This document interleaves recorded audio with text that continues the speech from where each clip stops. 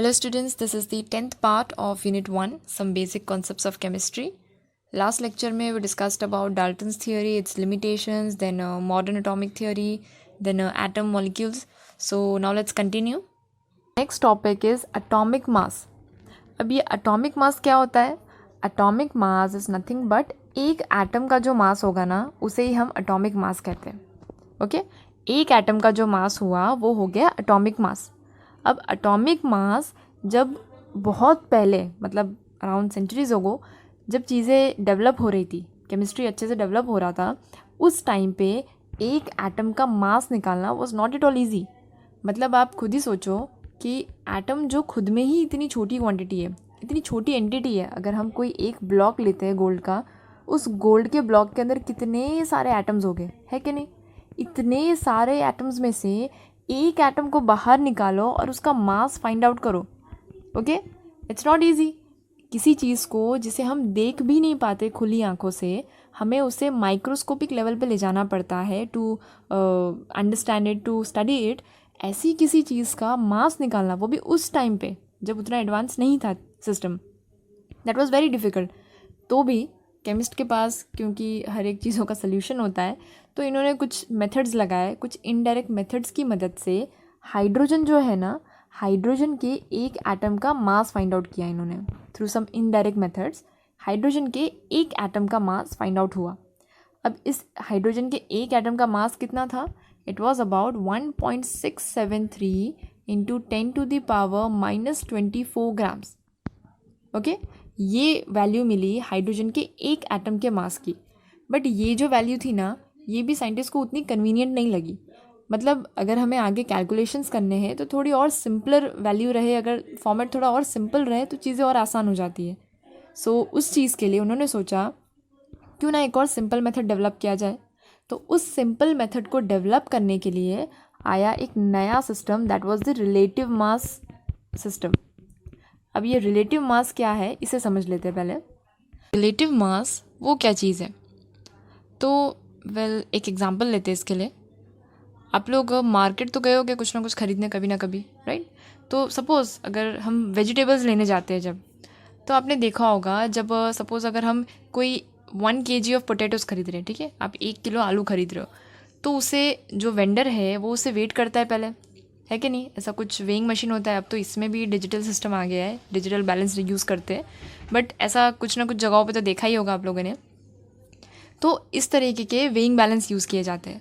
अब यहाँ पे अगर हमें 1 किलो आलू को वेट करना है, ठीक है, 1 kg ऑफ पोटैटोज़ वेट करना है हमें, तो हम यहाँ पे एक तरफ 1 kg का मास रखेंगे एंड दूसरी तरफ हम पोटैटोज़ रखते जाएंगे. कब तक? जब तक ये चीज़ ना आपस में बैलेंस नहीं हो जाए तब तक, राइट? बैलेंस हो गया, जिस मोमेंट पे बैलेंस हुआ उस पॉइंट पे हम समझ जाएंगे कि ठीक है, सपोज़ इतने पोटैटोज़ हमने रखे विद दिस 1 kg मास, इसका मतलब यही है कि अब इतने पोटैटोज़ का वेट कितना हो गया? 1 किलोग्राम, राइट? है कि नहीं? सिंपल है. जितना यहाँ पे वज़न रखा है उस चीज़ को हम यहाँ से बैलेंस कर रहे हैं पोटैटोज़ या किसी भी चीज़ को डाल के, राइट, जिसे हम ले रहे हैं. तो ये यहाँ पे जो मास हो गया वो हो गया 1 kg, बिकॉज इस पॉइंट पे ये बैलेंस हो गया एक दूसरे को. तो ये जो है ना, इसी को हम रिलेटिव मास कहते हैं. जब आप किसी एक स्टैंडर्ड क्वांटिटी से फिक्स कर देते हो उसे एंड उसके रिस्पेक्ट में, स्टैंडर्ड क्वांटिटी के रिस्पेक्ट में दूसरी चीज़ को वेट करते हो या उसका मास निकाल रहे हो, कुछ भी, ठीक है, ये क्वांटिटी फिक्स है. अब यहाँ पे अगर हम आलू की जगह सपोज टमाटर ले लें, तो अब ऐसा तो है नहीं कि 1 kg वहाँ पे बदल जाएगा, नहीं, 1 किलो तो वहीं पे रहेगा. अगर हमें 1 kg ऑफ टोमेटोज़ लेने हैं तो हम अब यहाँ पे टोमेटोज़ वेट करेंगे. जिस पॉइंट पे वो बैलेंस हो गया उस पॉइंट पे मतलब उस टोमेटो का वेट कितना हो गया? 1 kg हो गया. तो इसे ही रिलेटिव मास कहते हैं, जहाँ पे एक स्टैंडर्ड फिक्स कर दिया जाए एंड उसके रिस्पेक्ट में दूसरी चीज़ को वेट किया जाए. तो वैसा ही कुछ यहाँ पे भी हुआ. केमिस्ट ने क्या किया, उन्होंने सोचा कि अगर हम एक स्टैंडर्ड फिक्स कर दें जिसके रिलेशन में, मतलब जिसके रिस्पेक्ट में हम दूसरी चीज़ों को वेट करेंगे तो चीज़ें थोड़ी आसान हो जाएगी. सो यहाँ पे जो स्टैंडर्ड फिक्स किया गया that was the carbon isotope C12. अब कार्बन के भी एक्चुअली 3 आइसोटोप्स होते हैं, C12, C13, C14. ओके, अब आइसोटोप्स क्या है? ये वो स्पीशीज़ है जहाँ पे atomic number is same. Z क्या होता है? Z is same, but atomic mass जो होता है ना वो डिफरेंट होता है। ओके जैसे ओवर हियर ये C12 है, मतलब यहाँ पे मास कितना है कार्बन का? 12 है, बट एटॉमिक नंबर तो 6 ही रहेगा। And over here it is C13, मतलब कार्बन का atomic number is 6 but mass 13 हो गया, मतलब मास बदल गया। एंड ओवर हियर C14, मतलब कार्बन का एटॉमिक नंबर तो वही है, अगर एटॉमिक नंबर चेंज हुआ तो मतलब कार्बन भी चेंज हो जाएगा ना। जैसे अगर मैं यहाँ पे C6 की जगह यहाँ पे मैंने 7 लिख दिया, तो क्या ये कार्बन होगा? नहीं, अब तो ये नाइट्रोजन हो जाना चाहिए, बिकॉज नाइट्रोजन का एटॉमिक नंबर इज 7। सो यहाँ पे जो एटॉमिक नंबर होता है ना वो सेम रहता है, बट मास वेरी करता है। ठीक है, तो इस तरीके से कार्बन के अलग अलग आइसोटोप्स है। अब कार्बन का जो C12 वाला आइसोटोप है ना वो सबसे ज़्यादा स्टेबल है, और सबसे अच्छी चीज़ कि हर जगह अवेलेबल है। उसकी कभी भी ऐसा नहीं होगा कि लिमिटेड एडिशन है कि यहाँ पे नहीं अवेलेबल है, उस तरफ नहीं है, ऐसा नहीं, सब जगह भरपूर मात्रा में अवेलेबल है। सो ये सबसे अबंडेंट है, इसके लिए C12 को सिलेक्ट किया गया कि ठीक है, कार्बन 12 का जो आइसोटोप है ना, स्टेबल आइसोटोप, उसे हम एक स्टैंडर्ड फिक्स कर देते हैं। अब इसे फिक्स तो किया, बट किस तरीके से कि 1 AMU जो है, that is 1 atomic mass unit, becomes equal to 1/12। किसका 1/12 part? Mass of atom of C12 isotope. ठीक है, mass of atom of C12 isotope, मतलब कार्बन का जो C12 आइसोटोप है ना, उस कार्बन के C12 आइसोटोप का एक एटम का जो मास होगा उसका 1/12 पार्ट। तो ये जो पूरा पार्ट बनाना, इसे हमने कहा 1 AMU, मतलब एक एटॉमिक मास यूनिट। ओके, और ये जो मास है कार्बन 12 के एक एटम का, ये एक्सपेरिमेंटल डेटा से फाइंड आउट किया, which was around 1.99 into 10⁻⁻23 grams. ठीक है, ये किसका मास मिला था हमें? मास ऑफ 1 कार्बन 12 एटम। अब ये मास ऑफ 1 कार्बन 12 एटम को जब आप 1/12 करोगे तो इसका आंसर क्या मिलेगा? It becomes 1.66 into 10⁻⁻24 grams. ठीक है, ये आंसर मिलेगा किसका? इस AMU के वैल्यू का, और वो क्या है? That is 1/12 into mass of C12 atom. C12 का जो एटम है, उस एक एटम का जो मास है उसकी वैल्यू है 1.99 इंटू 10⁻⁻23 ग्राम्स। अब इस वैल्यू का जब हम 1/12 लेंगे तो हमें पूरा आंसर मिलेगा, that is 1.66 into 10⁻⁻24। So I can write कि जो 1 AMU है, 1 AMU is what? 1 AMU is equal to 1.66 into 10⁻⁻24 grams. ठीक है, ये कैलकुलेटेड वैल्यू हमें मिली 1 AMU की, that is 1 atomic mass unit. अब इसी केस में अगर मुझे हाइड्रोजन का जो एटम है उसका मास फाइंड आउट करना है, 1 एटम ऑफ H, इसके मास के लिए, मतलब इन टर्म्स ऑफ AMU, क्योंकि मुझे थोड़ा और सिंपलर फॉर्मेट चाहिए, इसी सिंपल फॉर्मेट के लिए तो ये पूरा रिलेटिव मास शुरू हुआ। सो 1 एटम ऑफ हाइड्रोजन का अगर मुझे मास फाइंड आउट करना है, अब मुझे एक्सपेरिमेंटल डेटा क्या मिला था हाइड्रोजन का? It was around 1.67 into 10⁻⁻24 grams. अब मुझे ये वैल्यू AMU में चाहिए, थोड़े एक सिंपल फॉर्मेट में चाहिए, तो मैं AMU वाली वैल्यू से इसे डिवाइड कर दूंगी। So I will get 1.66 into 10⁻⁻24 grams. अब यहाँ पे ये जो ग्राम्स है ये निकल जाएगा, 24 ये निकल जाएगा। अब इसे जब आप ओवरऑल कैलकुलेट करोगे तो you will get the value as 1 जो एटम है हाइड्रोजन का, 1 एटम ऑफ H, इसका जो मास होगा, mass of 1 atom of hydrogen becomes equal to 1.0078 AMU। ठीक है, एंड उसी तरीके से अगर हम ऑक्सीजन का मास लिखें कि ऑक्सीजन का मास इज 16 AMU, मतलब क्या हो कि वो 16 टाइम्स हैवी है इस AMU वाले यूनिट से, that is what 1/12 into mass of an atom of C12 isotope. वहीं पे अगर नाइट्रोजन का ले, दैट इज़ 14 AMU, तो उसमें भी वही मतलब हो जाएगा। सो इस तरीके से इस AMU को डिफाइन किया गया, that was 1 atomic mass unit. अब इस AMU को, that is 1 atomic mass unit को, हम यूनिफाइड मास भी कहते हैं। इसे सिंपली U से भी रिप्रेजेंट किया जाता है। सो that is 1 atomic mass unit which is equal to 1/12 of the mass of an atom of C12 isotope, and mass of 1 C12 isotope atom कितना था? 1.99 into 10⁻⁻23 grams. It it was 1.99 into 10⁻³ grams. इसे जब हमने AMU के value के लिए calculate किया तो हमें एक आंसर मिला, दैट वाज 1.66 इंटू 10⁻²4। अब जब 1 एटम ऑफ हाइड्रोजन कैलकुलेट कर रहे थे तो क्या किया, सिंपली उसी AMU वैल्यू को उसके हाइड्रोजन का जो मास हमें पहले मिला था उससे डिवाइड किया, तो हमें वैल्यू मिली AMU के फॉर्मेट में, which was a much simpler value. के आंसर क्या था, 1.008 के अकॉर्डिंग, ओके 1.0 के अराउंड, जो हम अभी भी यूज़ करते हैं। हम हाइड्रोजन का मास क्या लेते हैं, डायरेक्टली 1 लिख लेते हैं, राइट। तो इस तरीके से 1 एटॉमिक मास यूनिट डिफाइन हुआ। Now the next topic that is average atomic मास।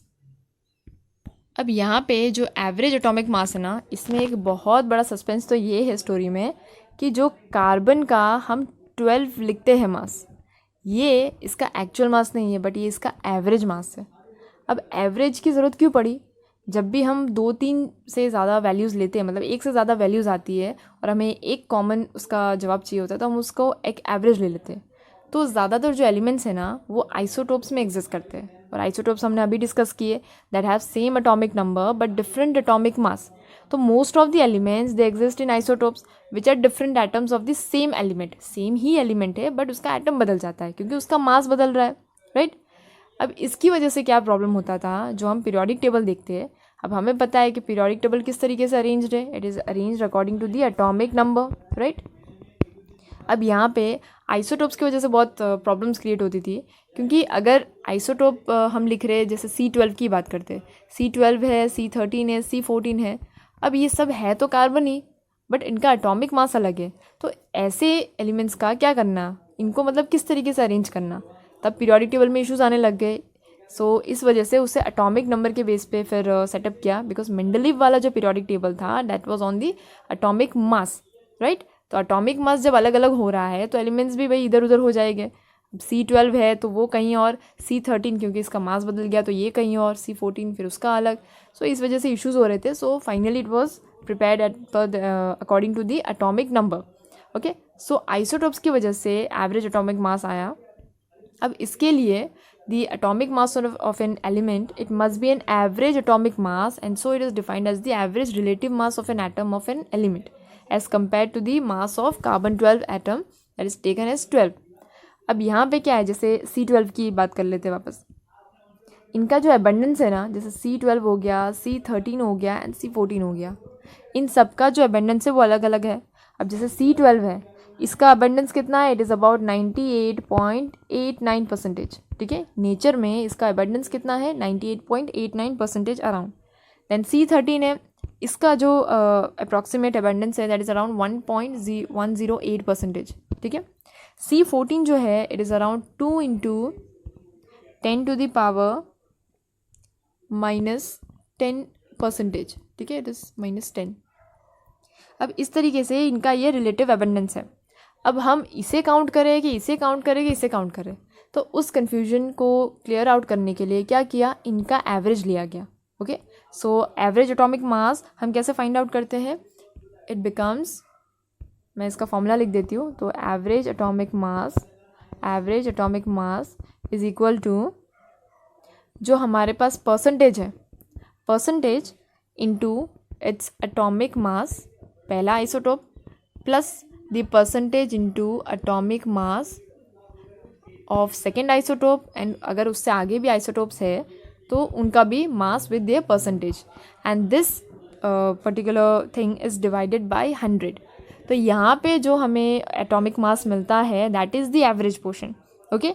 सो इसी तरीके से अगर हम C12 का जो मास निकालते हैं, मतलब नॉर्मल कार्बन का जो एवरेज एटॉमिक मास निकालते हैं, एवरेज एटॉमिक मास, यहाँ पे क्या बन जाता है, परसेंटेज, सबसे पहले जो आइसोटोप है दैट इज C12, तो इट इज़ अराउंड 98, मैं राउंड ऑफ वैल्यू ले रही हूँ अराउंड, सो 98.8%, इनटू उसका एटॉमिक मास क्या है, इट इज़ 12, प्लस जो सेकेंड आइसोटोप है दैट इज C13, यहाँ पे जो अबंडेंस है that is around 1.108, okay, multiplied by उसका एटॉमिक मास क्या है 13, राइट।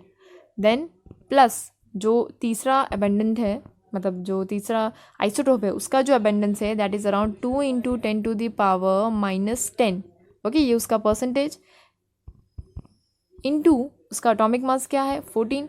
अब इस पर्टिकुलर वैल्यूज़ को जब हम कैलकुलेट करके डिवाइड करेंगे बाय 100 से, तब जो हमें वैल्यू मिल रहा है that is the average atomic mass. Okay, तो वो इस केस में हो जाता है अराउंड 12.00001 एटॉमिक मास यूनिट। ठीक है, सो ये U क्या है, it is atomic mass unit which we just discussed. So इस तरीके से हमें मिलता है एवरेज एटॉमिक मास। सो ये आइसोटोप्स की वजह से ये चीज़ आई, बिकॉज आइसोटोप्स के कारण बहुत कन्फ्यूजन क्रिएट होता था, क्योंकि ज़्यादातर एलिमेंट्स आइसोटोप्स के फॉर्म में एग्जिस्ट करते हैं। सो क्या किया, उन सबका जो रिलेटिव अबेंडेंस है उनके एटॉमिक मास से जब हम मल्टीप्लाई करेंगे, तब उसे डिवाइड करने पे बाय 100 हमें मिलता है उनका एवरेज एटॉमिक मास, जिसे हम कंसिडर करते हैं। Okay, so that is about the average atomic mass. Next comes the molecular mass. अब मॉलिक्यूलर मास क्या है, it is the sum of masses of all atoms which are present in a molecule. ठीक है, molecule के अंदर जितने भी atoms आ रहे हैं ना, उन सब एटम्स का जो भी मास होगा उन सबका सम करके हमें जो वैल्यू मिलेगा that is the molecular mass. So sum of atomic masses of the elements present in a molecule, ये हो गया molecular mass. It is obtain by multiplying the atomic mass of each element by number of its atom and adding them together.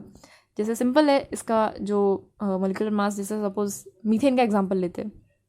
अब carbon जो है with 4 hydrogens, ठीक है, carbon का मास कितना है, इट इज़ 12 AMU, मतलब मैं सिंपली 12 U लिखूँ तो दैट्स सेम। देन हाइड्रोजन का 4 टाइम्स, हाइड्रोजन का मास क्या है 1.008 इंटू U। ओके, अब ये जो हो गया टोटल, इसका वैल्यू क्या आएगा, इट इज़ अराउंड 16.0। ओके, ये इट लुक्स लाइक डिविजन, मैं इसे क्लियर कर देती हूँ। Okay, so it becomes equal to 16.043 U। Okay, तो मोलिकुलर मास किसका, मीथेन का, इज़ अराउंड 16.043 U। सो ऐसे मिलता है मोलिकुलर मास। इसकी जगह हम कोई दूसरा भी एग्जांपल ले सकते हैं, आप किसी को भी कैलकुलेट कर सकते हो, चाहे वो H2O हो या CO2 हो। चलो कार्बन डाइऑक्साइड ले लेते हैं। सो यहाँ पे carbon is 12। Okay, I am just writing direct values. Oxygen 2 times, oxygen का जो एटॉमिक मास है दैट इज़ 16। सो यहाँ पे आंसर क्या हो जाएगा, 12 plus it becomes 32 which is equal to 44। तो ये मिलता है हमें मास किसका, कार्बन डाइऑक्साइड का। तो इस तरीके से we calculate the molecular mass. Okay, next comes the formula mass. अब फॉर्मूला मास जो है ना, ये थोड़ा अलग पड़ता है, किस तरीके से वो देख लेते हैं। जब भी कोई सॉलिड कंपाउंड है हमारे पास, स्पेशली जो आयोनिक कंपाउंड्स आते हैं, जैसे NaCl हो गया, देन KNO3, Na2CO3, सारे जो आयोनिक कंपाउंड्स हैं ना, इनमें क्या होता है कि इनका जो स्ट्रक्चर है वो उतना सिंपल नहीं होता। ये मॉलिक्यूल्स के अकेले फॉर्म में नहीं घूमते, इनका थोड़ा स्पेशल अलग कोटा होता है। सो पहले उसे समझ लेते हैं। अब जैसे हम NaCl की बात करें, ठीक है, अब NaCl हमें पता है कि आयोनिक है, और जो आयोनिक क्रिस्टल्स होते हैं ना, आयोनिक कंपाउंड्स होते हैं ना, वो एग्जिस्ट करते हैं एक नेटवर्क लाइक स्ट्रक्चर में। मतलब आप देखो, जैसे अगर मैं ऐसा कुछ ड्रॉ करूँ,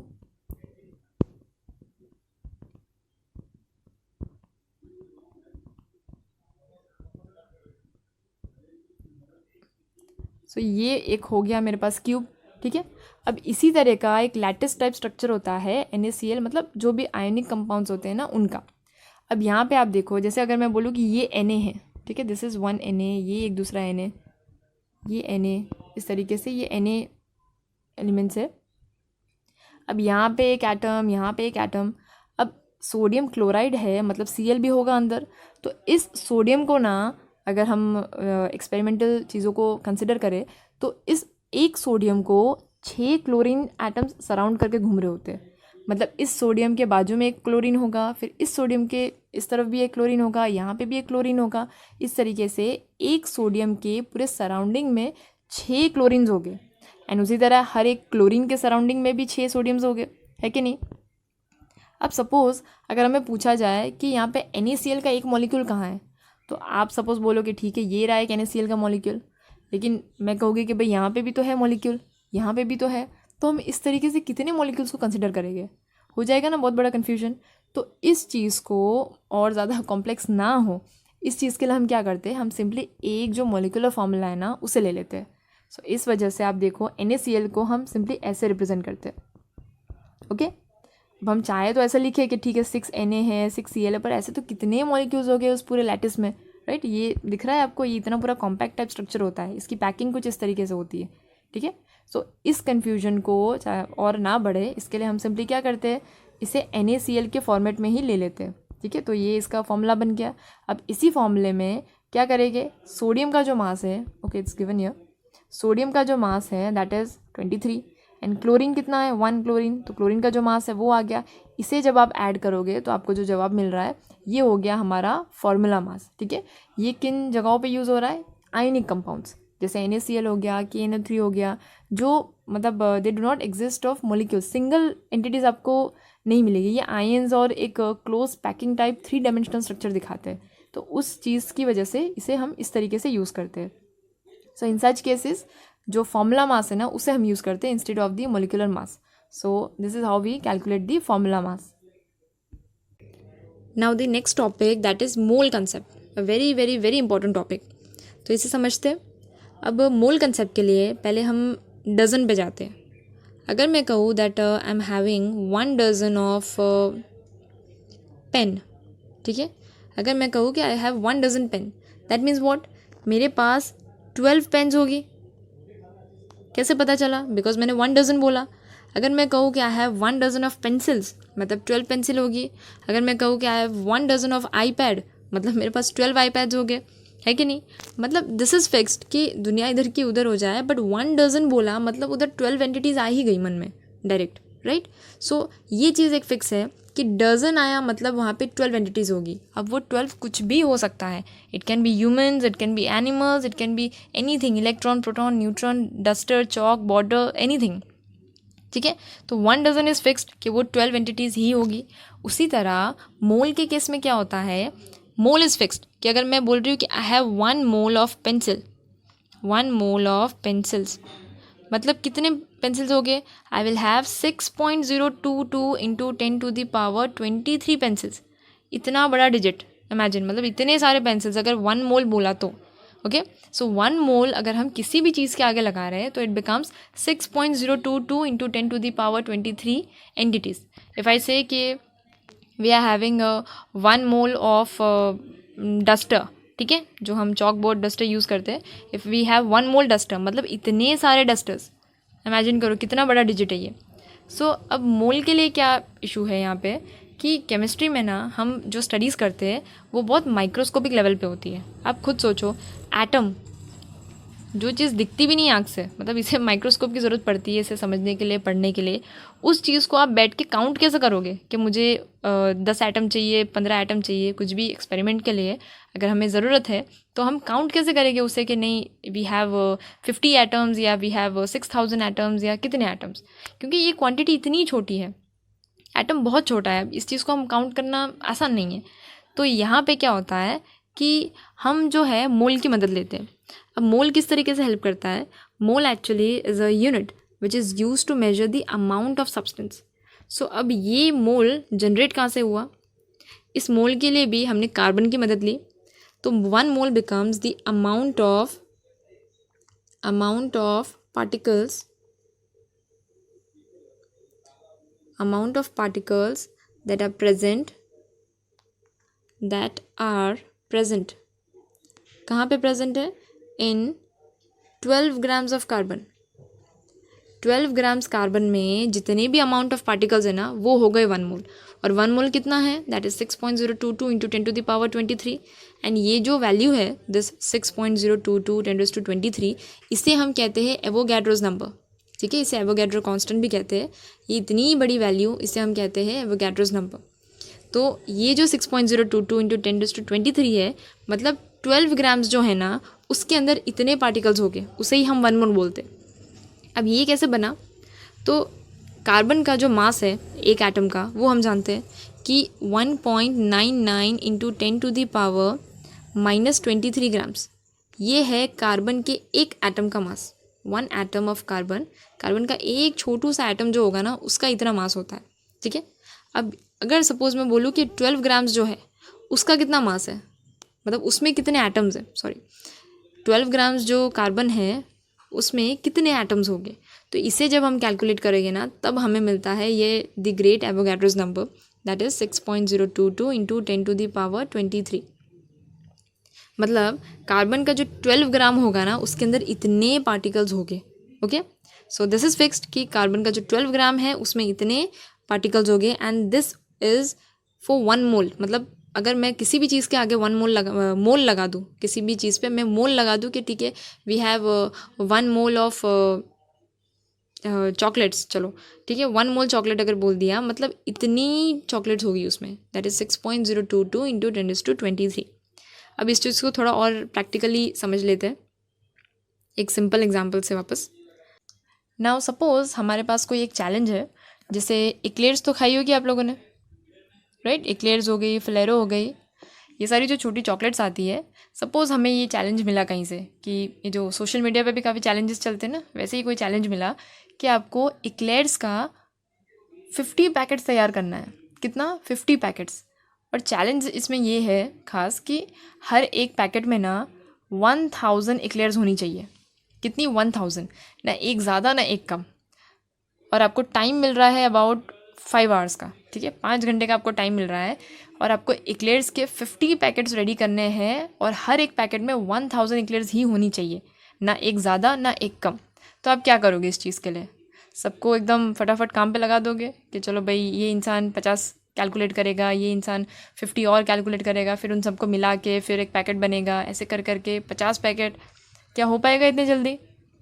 वेल, यहाँ पे एक बहुत इंपॉर्टेंट बात आती है कि जो चीज़ें बहुत छोटी है, मतलब जिन्हें हम काउंट नहीं कर सकते. अब जिन्हें आप काउंट नहीं कर सकते उन्हें आप वेट तो कर सकते हो ना. जिन चीज़ों को हम काउंट नहीं कर सकते 1 2 3 4 कितनी क्वांटिटीज़ है उनको हम वेट कर सकते हैं थोड़े आसानी से, मतलब उनका हम वज़न निकाल सकते हैं.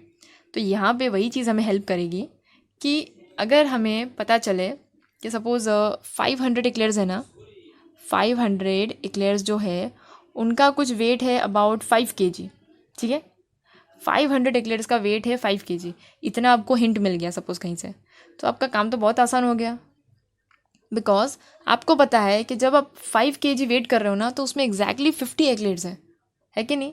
तो वैसे ही अब 5 kg में अगर 500 है तो उस 5 को डबल कर दो, 10 kg हो गया, मतलब उसमें 1000 हो गया, है कि नहीं. तो ऐसे काम बहुत तुरंत हो जाएगा फटाफट. सो ये एक बात बहुत इंपॉर्टेंट आ रही है यहाँ पे कि जिस चीज़ को हम काउंट नहीं कर सकते ना आसानी से, उन्हें हम वेट कर सकते हैं.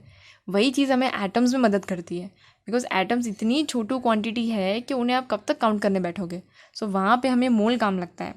अब ये एक्लेयर्स का काम तो हो गया, अब ये चैलेंज पूरा हो गया, अब इसे जाने दो. अब सपोज़ हमारे पास एक दूसरा चैलेंज आया जहाँ पे किसी ने आपसे कहा कि आप ना 1 मोल NaCl लेके आओ, ठीक है. कितना? 1 मोल NaCl. मतलब सपोज़ किसी भी XYZ पर्सन को 1 मोल NaCl के क्रिस्टल्स देखने हैं. अब 1 मोल NaCl मतलब कितने पार्टिकल्स होने चाहिए उसमें? 6.022 इंटू 10⁻23. अब इसमें तो आपकी आधी उम्र निकल जाएगी, मतलब कितना टाइम चला जाएगा इसमें. तो 6.022 इंटू 10⁻23 पार्टिकल्स काउंट करो NaCl के, कहाँ से हो पाएगी ये चीज़. तो यहाँ पे हमें हेल्प करेगा मोल कंसेप्ट. किस तरीके से? वेल, अगर मैं बोलूँ कि किसी भी चीज़ में 1 मोल है, ठीक है 1 मोल है मतलब क्या कि it is having 6.022 into 10⁻23 particles, है कि नहीं. अगर 1 मोल बोला मतलब इतनी एंटिटीज़ है उसमें. अब इस चीज़ को अगर मुझे वेट के हिसाब से मिल जाए तो मेरे लिए काम और आसान हो जाएगा. सो यहाँ पे हमें हेल्प करता है मोलर मास. Molar mass. अब मोलर मास क्या है? Molar mass is similar to molecular mass, but फ़र्क इतना है ना कि हम मोलिकुलर मास को यूनिफाइड मास के फॉर्म में रिप्रेजेंट करते थे, बट आप उसी मोलिकुलर मास को जब आप ग्राम्स में लिखोगे ना तो दैट बिकम्स मोलर मास, ठीक है. सो यहाँ पे क्या पता चलता है कि 1 मोल कोई भी चीज़ है मतलब उसमें इतनी एंटिटीज़ है, बट बाय वेट कितना होगा वो उसका मोलर मास होगा. अब इसे भी समझ लेते हैं ये कैसे हो रहा है. जैसे मैंने NaCl की बात की, okay I want 1 mole NaCl. अब ये कैसे होगा? मतलब मुझे 1 मोल NaCl के पार्टिकल्स चाहिए. अब इनको मैं गिनने तो बैठूंगी नहीं, तो अगर मुझे मोलर मास मिल जाए NaCl का तो मेरे लिए काम आसान हो जाएगा. अब NaCl का जो हमने मास कैलकुलेट किया था इट वाज अराउंड 58.5 ग्राम्स, है कि नहीं. मतलब मैं क्या करूँगी, तुरंत 58.5 ग्राम्स को वेट कर लूँगी. अब इसका मैंने वज़न निकाला 58.5 ग्राम्स ऑफ NaCl. इसका मतलब क्या? इस 58.5 ग्राम्स NaCl के अंदर एग्जैक्टली 6.022 इंटू 10⁻23 एंटिटीज़ होगी. समझ रहे हो आप? 1 मोल NaCl में अगर मुझे उसका मोलर मास मिल जा रहा है तो दैट इज़ 58.5 ग्राम्स। इस 58.5 ग्राम्स के अंदर कितने पार्टिकल्स हो गए NaCl के? एग्जैक्टली इतने पार्टिकल्स हो गए, ठीक है। सो इस तरीके से मोल कंसेप्ट बहुत ही हेल्पफुल है हमारे लिए। चाहे अगर हम कोई दूसरा एग्जांपल है, जैसे अगर मैं बोलूँ पानी की बात करते हैं, चलो H2O। अगर आपको किसी ने कहा कि 1 मोल H2O के मॉलिक्यूल्स कलेक्ट करने हैं, अब 1 मोल H2O मॉलिक्यूल कैसे कलेक्ट होगा? तो यहाँ पे आप क्या करोगे, इसका मोलर मास हमें पता है कितना है H2O का molar mass, hydrogen 2 plus oxygen, तो that is 16, it becomes 18 grams. मतलब जब आप 18 ग्राम्स वाटर वेट कर लोगे ना, so that will have exactly 6.022 into 10⁻23 entities. समझ रहे हो?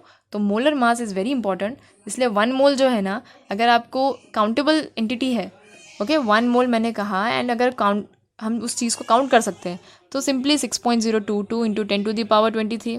अब ये इतना बड़ा डिजिट है, इसे काउंट करना कुछ मजाक का खेल तो है नहीं।